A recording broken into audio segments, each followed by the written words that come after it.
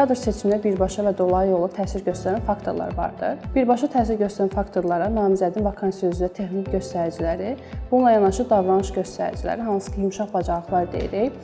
Bunlara nəticə yönümlülük, iş təqib etmə, problem həll etmə bacarığı, komanda ilə işləmək bacarığı, ünsiyyət bacarığı və s. kimi nüanslar aid edilir. Ola bilər ki, namizəd texniki göstəricilər vakansiya üzrə uyğun olsun, lakin sadallanan davranış göstəriciləri uyğun olmadığı halda namizəd uyğun kadr kimi dəyərləndirilmir. Namizəd seçiminə dolayı yolla təsir göstərən faktorlara isə bizim şirkətimizin fəaliyyətinin əsasını təşkil edən 5 dəyəri göstərə bilərik ki, hansı ki, bu dəyərlərə birlik və bağlılıq, dürüstlük, peşəkarlıq, müştəri yönümlülük, sosial və ictimai məsuliyyət dəyərlərini göstərə bilirik. Bunlar və qeyd olunan digər nüanslar əgər namizəddə özünü əks etdirirsə, o zaman namizəd uğurlu namizəd kimi hesab edilir. Ola bilər ki, bu qeyd olunan sadallanan nüanslardan bəzilərində namizəddə inkişafa ehtiyac vardır və bu potensial namizəddə özünü göstərirsə, yenə də namizəd uğurlu namizəd kimi qiymətləndirilir və onun inkişafı üçün çalışılır. Nəticə etibarilə uğurlu namizəd, uğurlu komanda və peşəkar fəaliyyətin əsas töhfəsini özündə birləşdirir.